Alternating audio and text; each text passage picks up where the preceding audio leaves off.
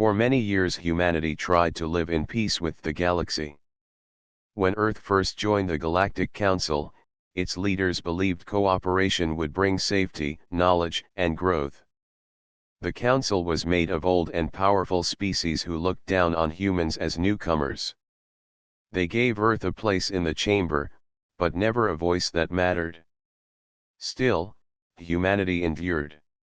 They followed the rules, signed the accords, and paid the heavy resource taxes demanded of them. Colonies across human space mined ores, shipped food, and sent rare crystals to Council storage depots. Many citizens complained, but the leaders reminded them that peace was better than war. For decades, patience was humanity's greatest shield. That patience was tested again and again. Alien fleets wandered into human borders and claimed they were patrolling disputed zones. Merchants were forced to pay unfair tariffs at alien stations. Human scientists were mocked when they tried to share ideas. Humanity swallowed its anger and told itself that this was the price of being the youngest among the stars. The breaking point came on the world of Arden. Arden was not Earth's strongest colony, but it was beautiful, filled with wide grasslands and lakes under a twin sun. Families lived there, children played there, and farmers grew crops that fed millions. It was peaceful, far from the center of power, and many believed it was safe. Then the raids began.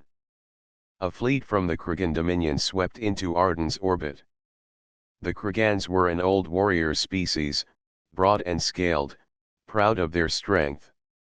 They accused Arden of breaking trade law, though no proof was shown.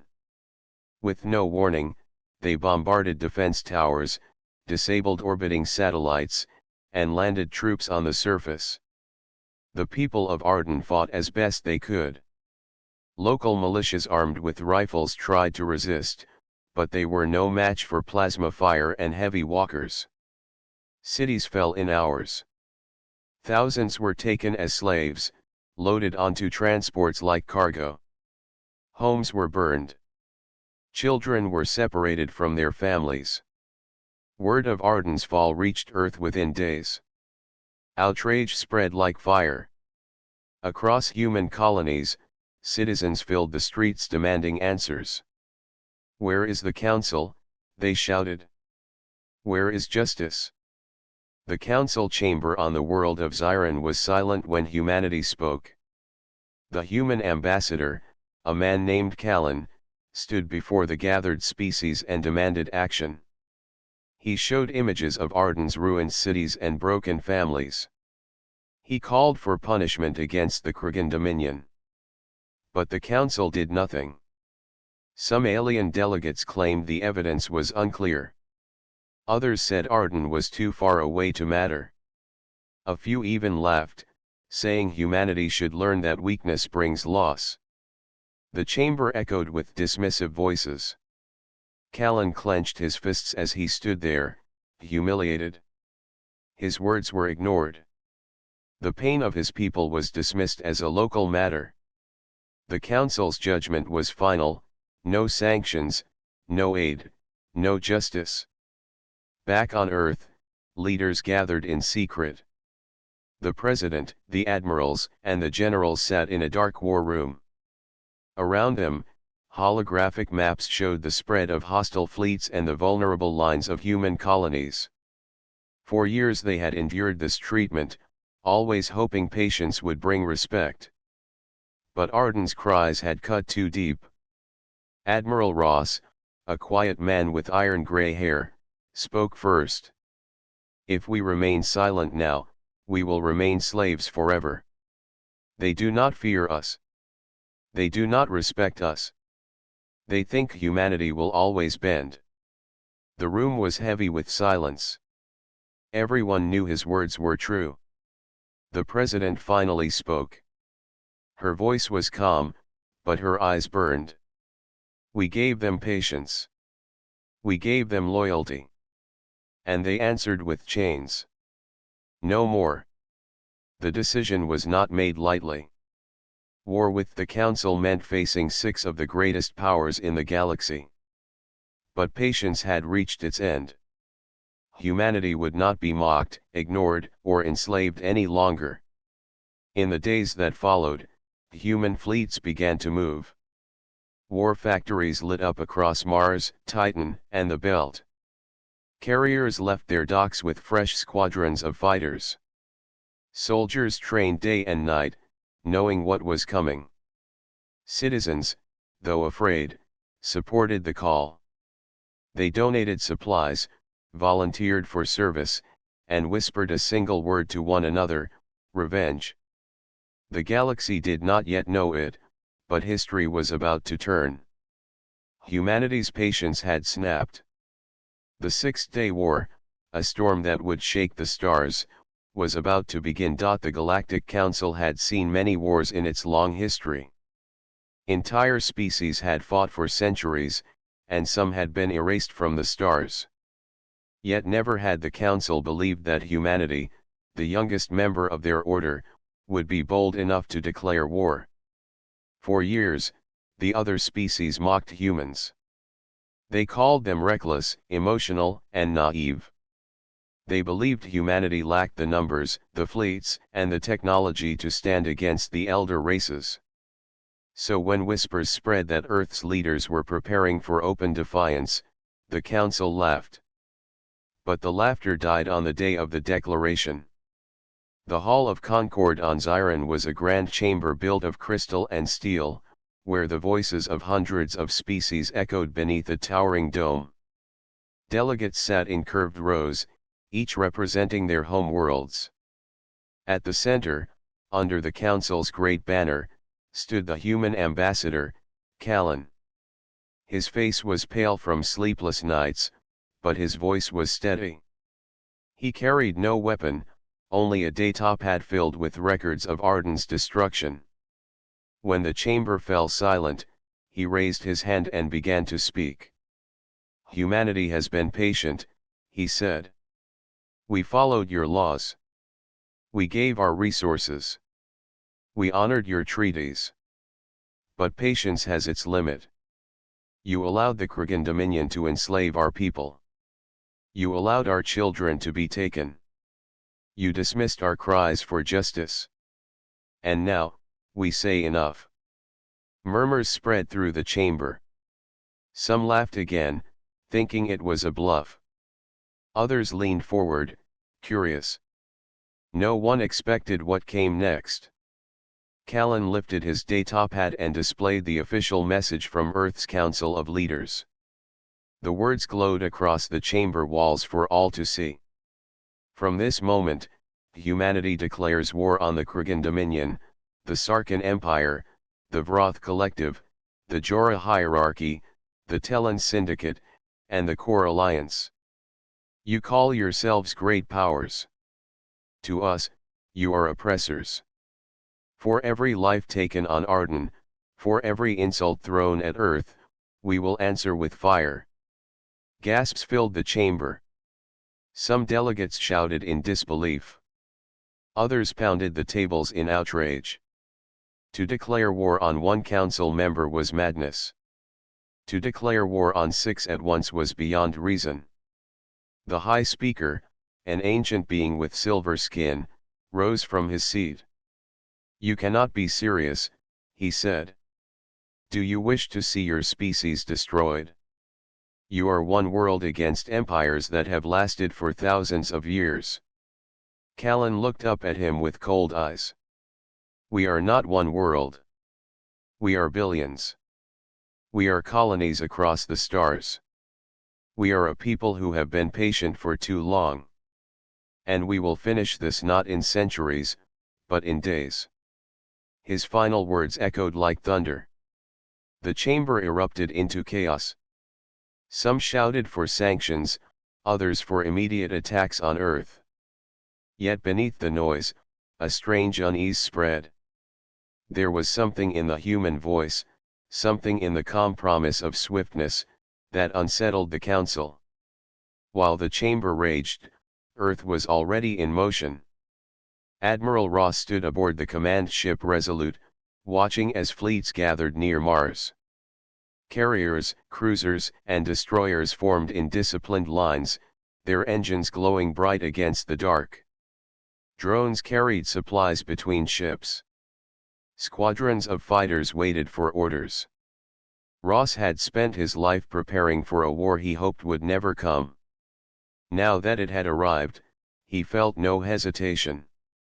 He opened a channel to all ships. His voice was quiet but firm. We have been mocked. We have been ignored. They thought patience meant weakness. Today, we prove them wrong. Today, we show the galaxy what it means to face humanity united. We do not fight for conquest. We fight for our families, for our colonies, for every voice silenced on Arden. We finish this war before it has time to grow. Cheers rose across the channels. Soldiers saluted, pilots strapped into their cockpits, and captains ordered their crews to battle stations. The fleet spread like an iron wave, each vessel moving with purpose. On Earth, citizens gathered in the streets to watch the skies. They knew fleets were leaving for war, and they stood together in silence, then raised their voices in support. Flags were raised on rooftops, songs were sung in the night, and even those who feared the coming storm stood taller, for they believed in their people. The other empires still thought humanity's declaration was a bluff. They prepared slowly, laughing at the thought of humans striking first. But they would soon learn a truth that the Council had never understood: humans did not fight wars to impress. They fought wars to end them. As the Resolute led the fleet into hyperspace, Admiral Ross gave his final order for the day. Strike hard. Strike fast. Let the galaxy know we are not prey. We are the storm. The war had begun. The galaxy expected humans to wait. The older species believed Earth's fleets would stay near home, guarding their borders in fear. They imagined humanity would try to bargain for peace after showing a brief display of defiance. None of them understood what was coming. On the very first day of the war, humanity struck first. Admiral Ross stood on the bridge of the Resolute, his eyes fixed on the stars. Around him, officers moved quickly at their stations, relaying updates from the fleet spread across human space. 3 task forces had already jumped into hyperspace, each with a different target. Their mission was clear: strike fast, cripple enemy strongholds, and never give them time to recover. The first target was the Krogan shipyard at Threx 9, a massive station built into an asteroid belt. The Krogans believed it untouchable, protected by heavy guns and surrounded by patrol fleets. For centuries it had produced warships that fueled the Dominion's expansion. But the Krogans had never faced human tactics. As the Krogan fleets patrolled the belt, human stealth cruisers slipped in under the cover of asteroid shadows. They released swarms of drones, each carrying false signals that mimicked entire fleets. Krogan commanders chased these phantom readings, believing enemies were everywhere. By the time they realized the deception, it was too late. Human destroyers burst from the belt like hunters, targeting the station's reactors with precision torpedoes. Explosions lit the void, one after another, until the great shipyard cracked apart. Fire spilled into space as the Krogan fleet rushed back, only to be ambushed again. Human warships darted between asteroids, striking then vanishing. The Krogan defenses collapsed in hours. Across the stars, on the same day, another human task force struck the Vroth Collective. The Vroth were known for their vast communication networks, which allowed them to coordinate fleets across dozens of systems.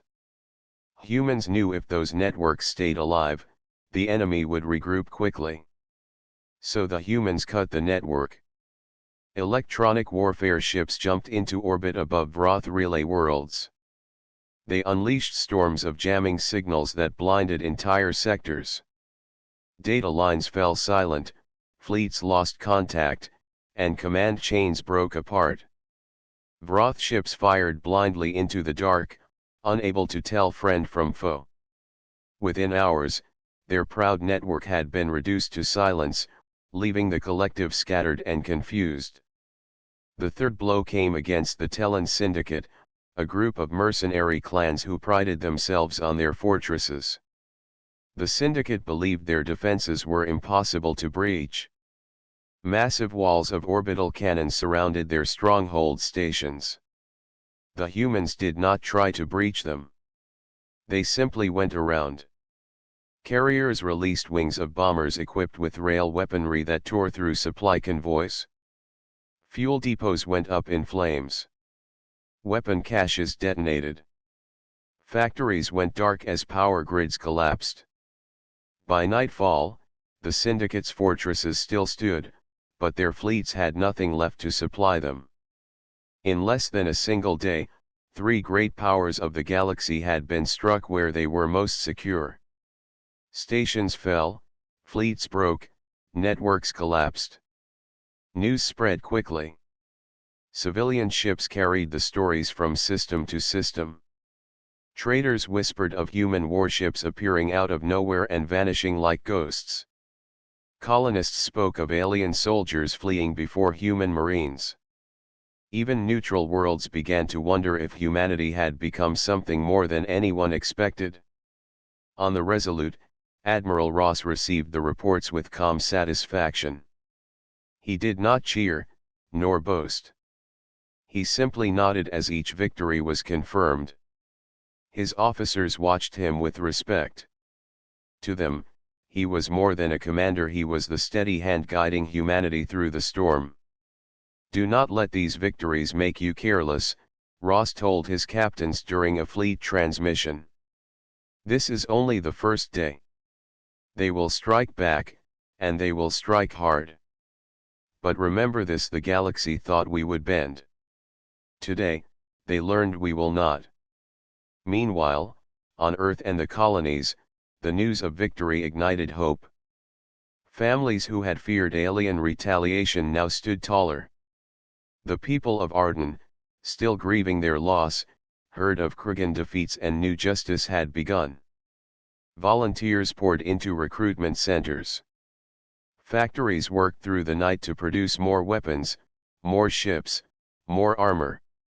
The people no longer whispered revenge, they shouted it. In the halls of the Galactic Council, chaos reigned. Delegates shouted over one another, demanding answers. How had humanity crippled 3 powers in a single day? Some claimed it was luck. Others feared it was something else, an intelligence, a strategy, a fire the galaxy had never seen before. But humanity did not pause to explain. They were already preparing for the second day. The first strike had been only the beginning. The second day of the war began with confusion across the galaxy. The elder species had believed humanity's declaration was a bluff, a proud but empty roar from a younger race. Yet by dawn of the new day, 3 of their strongest powers had suffered crushing defeats. The Krogan shipyards at Threx 9 were in ruins. The Vroth Collective's networks were silent, leaving their fleets scattered and blind. The Tellan Syndicate's supply lines were shattered, their fortresses cut off. All of this had happened in less than a single rotation of the stars. The shock was so great that even the council chamber on Zyron fell quiet. The voices that once mocked humanity now whispered with unease. Delegates exchanged fearful glances as reports streamed in. If humans could strike 3 powers in one day, what would they do on the second? Across enemy fleets, panic spread. The Krogan Dominion scrambled to gather ships, but their commanders distrusted one another, each fearing that their rivals would abandon them to face humanity alone. The Vroth Collective's admirals sat in darkened rooms, unable to reach their own fleets, their screens filled with static. The Tellan syndicate's mercenary clans demanded higher payment, refusing to fight without guaranteed survival. Humanity had done what none of the elder races had thought possible. They had sown fear. On the bridge of the Resolute, Admiral Ross studied the reports with calm eyes. His officers were excited, but he remained steady. Fear is useful, he told them, but fear can also drive the enemy to desperate action. Never underestimate a cornered foe. The warning proved true within hours. The Sarkhan Empire, one of the 6 powers humanity had declared war on, rushed a fleet toward the human colony of Halden. The Sarkhans believed that by striking fast, they could crush a colony and remind humanity of its weakness. Their fleet of heavy cruisers entered orbit expecting an easy victory. But humanity had been waiting.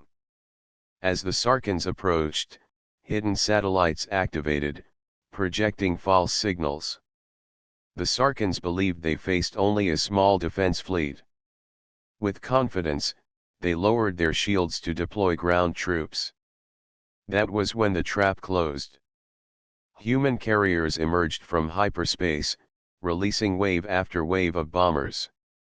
The sky above Halden lit up with streaks of fire as missiles and rail rounds tore through Sarkhan cruisers. Their commanders tried to rally, but every move was anticipated. Within minutes, half the fleet was destroyed. The survivors fled, their pride broken. News of the failed assault spread even faster than the attack itself.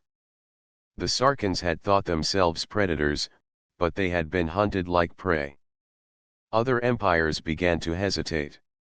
If humanity could crush the Dominion, silence the collective, starve the syndicate, and break the empire, then who was safe?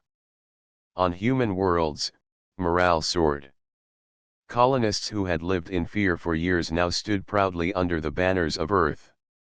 Children wore the insignia of the fleet, and workers built ships with renewed strength. The phrase 6 days began to spread among the people. It was no longer just a hope, it was a promise. Still, not every human shared in the joy. In the war room on Earth, leaders studied the scale of the conflict. Humanity was winning, but the enemy still had numbers. The 6 empires held fleets that stretched across hundreds of systems. If they united, they could overwhelm humanity. But that unity never came. Panic had taken root. The empires did not trust each other. Each suspected betrayal. The Kragans demanded the Vroth send fleets to aid them, but the Vroth could not even find their fleets in the silence of their broken network. The Tellan syndicate's mercenaries began deserting, vanishing into neutral space.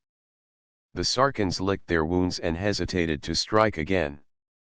Admiral Ross knew this was humanity's chance. He addressed his captains through a secure channel. They are fractured. They will try to gather, but their fear is greater than their loyalty. We must strike before they can find courage. Every day we delay is a day they might recover. We finish this quickly. The captains listened, and they understood. Humanity was not fighting for territory or wealth. They were fighting to prove a truth that no one could break them again. By the end of the second day, the galaxy no longer saw humanity as reckless newcomers. They saw them as a storm sweeping through the stars, striking without mercy, moving with speed no one could match. Entire worlds whispered in fear of what tomorrow would bring. And tomorrow was only the 3rd day. By the 4th day of the war, space was no longer the only battlefield. Humanity had struck the enemy fleets, cut their lines, and shattered their networks. But to win the war fully, they had to free the worlds that had suffered under alien rule. That meant soldiers would have to land, fight on the ground, and take back what was lost. The first landings came on Arden, the colony that had started it all. Families still lived under the shadow of the Kragan Dominion. Cities were filled with patrols, and prisoners were kept in camps near the mines. The Kragans believed the humans would not risk a direct assault. They were wrong. Before dawn, human dropships pierced the skies of Arden. Engines roared as they broke through the clouds, releasing squads of armored marines. Captain Myro led one of the first units down, her boots striking the soil of her home world for the first time since the invasion. She had grown up on Arden, and now she had returned with fire in her heart. The Kragans reacted quickly, rolling heavy walkers through the streets and firing plasma into the sky. But the humans were faster. Myra's squad moved through alleys, cutting off patrols and striking from cover. Precision drones guided artillery fire, striking only the enemy and leaving civilians untouched. Soon, the city erupted with shouts. Prisoners who had been locked away broke free as Marines smashed open gates. Families ran to greet their liberators. Children cheered as human banners rose again over buildings that had been marked with the Dominion's crest. Myra stood in the square, watching the people embrace her soldiers. For the first time since the war began, she allowed herself to smile. "This is why we fight," she told her squad. The news of Arden's liberation spread quickly. It was more than a victory, it was a symbol. Humanity was not only destroying fleets, it was saving lives. Across other colonies, more landings followed. On Jorah Prime, a world taken by the Jorah hierarchy, human soldiers fought street by street against towering alien enforcers. The Jorah were strong, with armored hides, but their size made them slow. Human squads darted between them, striking weak points and pulling down giants with coordinated fire. Civilians, once too afraid to resist, now rose to fight beside the soldiers, handing out supplies and guiding them through hidden paths. On the mining world of Telrose, syndicate mercenaries tried to hold the tunnels, but human engineers used drones to map every passage. They moved with precision, cutting off escape routes and cornering the mercenaries. When surrender came, the humans offered mercy, shocking even their enemies. Prisoners were given food and water instead of chains. The galaxy had never seen such contrast, ruthless in battle, yet humane in victory. Admiral Ross received reports from every front aboard the Resolute. He listened as captains described the cheers of freed civilians, the tears of families reunited, and the pride of soldiers carrying their banners high. For a moment, even the steady admiral allowed himself to feel the weight of what was happening. But he also knew the danger. Ground wars were costly. Every street could become a trap, every city a maze. He reminded his commanders that speed was their weapon. "Do not get bogged down," he ordered. "Strike, liberate, and move on. The war must end before the galaxy gathers its strength." The fourth day was filled with victories. Arden was free. Telrose was free. Parts of Jorah Prime had fallen back into human hands. Yet the war was not without sacrifice. Soldiers fell in the streets, names that would be remembered in songs and carved into memorials. Civilians wept not only for joy, but for those who would never see peace again. Even so, hope burned brighter than fear. The people of Arden sent messages across the stars, thanking the fleets and calling humanity their shield. Other enslaved worlds whispered of rebellion, emboldened by the news. The six great powers began to realize the truth: they had not just angered a single planet. They had awakened an entire species. By the end of the fourth day, the galaxy no longer saw humanity as a reckless storm. They saw them as liberators. The council chambers filled with desperate arguments. Some demanded peace talks. Others wanted to gather their fleets for one final strike. But none could ignore what was clear: humanity was changing the balance of the stars. On Arden, as the sun set over the fields, Captain Myra stood with her people. She looked at the sky, where human ships still glowed like silver lights. She knew the war was far from over. Tomorrow would bring new battles, new dangers, and more loss. But for the first time in her life, she felt certain of one thing. Humanity would not stop. And the galaxy would never be the same. By the fifth day of the war, the Galactic Council stood on the edge of collapse. For centuries, the Council had ruled as the center of power. Its chamber on Xiron was a place where disputes were settled, laws were made, and order was kept. Now it was filled with panic, fear, and arguments that never ended. The elder races, once so proud, were breaking apart under the weight of defeat. Humanity had struck faster than anyone thought possible.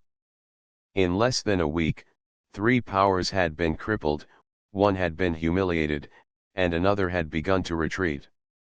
The stories of human victories spread across the stars like wildfire, reaching even the smallest outposts. Every race, every colony, now looked at Earth with a mix of fear and respect. Inside the council chamber, delegates shouted at one another. The Krogan representative demanded reinforcements and called for all members to strike Earth together. The Vroth delegate shouted back, claiming their fleets could not even communicate because of the human attacks. The Tellan Syndicate representative refused to commit any more mercenaries, fearing they would all desert. The Jorah hierarchy blamed everyone else for weakness, while the Sarkans remained silent, still recovering from their failed assault. The High Speaker tried to restore order, but his voice was drowned in the noise. For the first time in living memory, the Council no longer acted as one. Each member feared the others would abandon them, and none wanted to be the first to fall. Meanwhile, humanity pressed forward. Admiral Ross sat in the command chair of the Resolute. Reports flowed in from every front. Colonies freed. Enemy fleets shattered. Even neutral species were beginning to send quiet messages, offering supplies or intelligence in exchange for safety. Humanity, once ignored, was now the power that others looked to. Ross knew this moment was more dangerous than any battle. Victory was close, but overconfidence could destroy everything. He addressed his captains with clear words. Do not slow. Do not wait. The council is breaking. If we strike now, they will shatter completely. If we give them time, they may find their unity again. The war must end before the week does. On Earth, leaders debated the same question. Some advised caution, fearing that pushing too hard might unite the enemy against them. Others argued that hesitation would only bring more suffering. The president listened to every voice, then made her decision.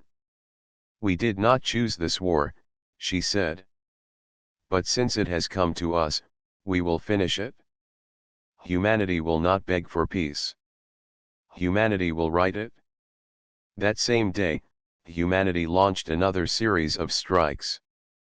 Fleets moved deep into enemy territory, targeting strongholds thought untouchable. The Krogan Dominion lost 2 more stations, abandoned by allies who had promised to defend them. The Vroth Collective's governors began to surrender on their own, cut off from command and unable to fight. The Syndicate's mercenaries mutinied, turning their guns on their own masters. The council could no longer deny what was happening. In the chamber of Xiron, fear turned into open betrayal. Some delegates demanded peace talks with Earth, others wanted to flee with what fleets they had left, and a few still shouted for resistance. But no one listened anymore. The once proud unity of the galaxy's rulers had collapsed into fragments. Captain Myra, still fighting on the ground of Arden, saw the change with her own eyes. Enemy soldiers who had once fought fiercely were now surrendering without a fight. She accepted their surrender, offering food and safety to those who laid down their arms. Her kindness spread faster than any rumor. Alien soldiers began to see humans not just as warriors, but as liberators who could be trusted more than their own leaders. This shook the council even further. The galaxy had never seen such a thing, an enemy who fought with fire yet showed mercy. It made the old powers seem cruel and weak by comparison. Civilians across their empires began to question why they should remain loyal to rulers who had failed them. By the end of the 5th day, the council was broken in all but name. The High Speaker called for one last meeting, but half the seats were empty. Delegates who had sworn eternal loyalty were gone, their ships already fleeing to distant systems. Others sat in silence, knowing their words no longer mattered. Humanity had done what no one thought possible. They had not only fought 6 powers at once, they had destroyed the very foundation of galactic order. The Council, once a symbol of strength, was now a shell filled with silence and fear. On the Resolute, Admiral Ross received the final message of the day. It was not a threat, not a demand, but a simple request. One of the elder races had sent a transmission asking for terms of peace. Ross read it quietly, then closed his eyes. The end was near. The galaxy was trembling. Humanity had begun as the youngest voice in the chamber, ignored and mocked. Now, after 5 days of war, they stood as the only voice that mattered. And one final day remained. The 6th day began with silence across much of the galaxy. The council worlds, once filled with endless orders and messages, now waited in fear. Their fleets had been beaten, their strongholds broken, and their soldiers scattered. For the first time in centuries, the great powers had nothing left to say. On Earth, the war rooms were calm but focused. Generals, admirals, and leaders all gathered to hear the final reports. Admiral Ross stood before the great display, showing human fleets pressing into enemy space.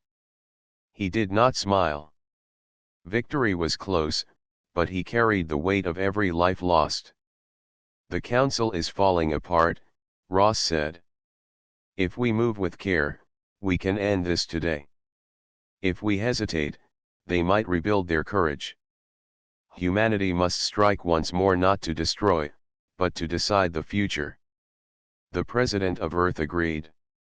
Her words were steady, carrying across the command hall. We are not conquerors. We are defenders. But those who raised their hands against us must never forget what came of it. End the war, Admiral. Make it clear that humanity will never again be treated as weak. Across the stars, fleets of human warships advanced. The Resolute led the charge towards Iron, the heart of the Galactic Council. It was a place no outsider had ever dared to threaten. Now, human vessels appeared in orbit, their weapons powered but not yet firing. The message was clear: Earth had the power to destroy the Council's home if it wished. Inside the chamber, panic grew. Some delegates begged for mercy, others demanded resistance, but no one could deny the truth. Humanity had arrived at their doorstep, and there was nothing left to stop them. Captain Myra, still on Arden, received news of the advance. She looked at the alien prisoners gathered under her care. Many of them expected to be punished or executed. Instead, Myra spoke calmly. The war is ending. You will not be harmed. Remember this. Humanity fights hard, but we do not fight without honor. Those words spread quickly. Alien soldiers and civilians alike began to whisper that Earth was different from the rulers they had known before. Where the Council had used fear and greed, humans offered strength with dignity. That difference mattered more than any battle won. When the human fleet reached Xiron, the Council finally broke. The High Speaker himself sent a message directly to Admiral Ross. His voice trembled, the once proud tone now gone. We ask for peace. Name your terms. Ross listened, then answered with simple words. Humanity did not want this war. But it came, and we endured it. Now it ends. The Council will dissolve its fleets. You will free the colonies you hold in chains. You will recognize Earth as equal. Break these terms, and you know what follows. There was silence on the other end. At last, the High Speaker nodded. The Council had no choice. The war was over. News spread across the galaxy in waves. The Six-Day War, as it would be called, had ended. Humanity had stood against the oldest powers of the stars and forced them to kneel in less than a week. Planets once ruled by fear began to cheer, while empires that had mocked Earth now spoke its name with respect. On the Resolute, Ross finally allowed himself to breathe. The crew around him celebrated, but he remained steady. Victory was not just about winning, it was about what came after. He sent orders to aid surrendered worlds, to rebuild where battles had torn apart lives. Captain Myra, watching her soldiers offer food and medicine to alien civilians, understood the greater meaning. Humanity's strength had ended the war, but its compassion would shape the future. The galaxy had seen humanity's fire, but also its hand extended in peace. Back on Earth, the President addressed her people and, through open channels, the entire galaxy. Her speech was simple. We did not ask for war, but we answered it. We did not seek glory, but we earned respect. Let the Six-Day War be remembered not for destruction, but for the day humanity proved it could not be broken. From this day forward, Earth stands as equal to all who share the stars. The words echoed far beyond Earth. In distant systems, oppressed races lifted their heads with hope. Even among the former enemies, voices began to whisper that humanity might be the leader the galaxy needed, not the council that had failed them. The war was over, but the story of humanity was only beginning. They had snapped after years of insults and attacks, but in their fury they had also shown wisdom. They had shaken the galaxy, broken an ancient order, and written their own place in history. And so the Six-Day War ended not with the fall of Earth, as many had predicted, but with the rise of humanity. A new power stood in the stars, one that had proved its strength and earned its future. The galaxy would never be the same.